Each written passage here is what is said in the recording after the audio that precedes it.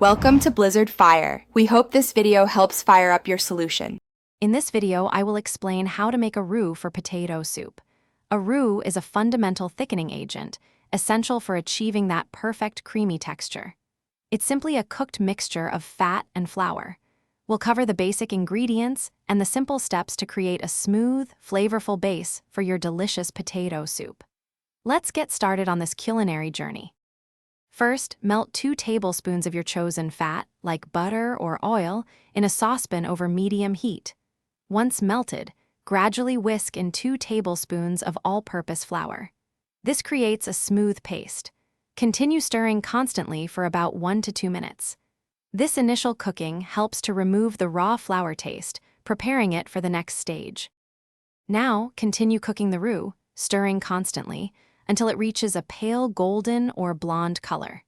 This usually takes about 3 to 5 minutes. For potato soup, a lighter roux is preferred as it provides thickening without adding a deep, nutty flavor that might overpower the delicate potato taste. Keep stirring to prevent any burning. Finally, it's time to incorporate your roux into the soup. Slowly whisk hot liquid, such as broth or milk, into the prepared roux. Continue whisking until the mixture is completely smooth and free of any lumps. Once combined, you can add this thickened roux directly to your potato soup base, stirring until it reaches your desired consistency. Enjoy your perfectly creamy soup.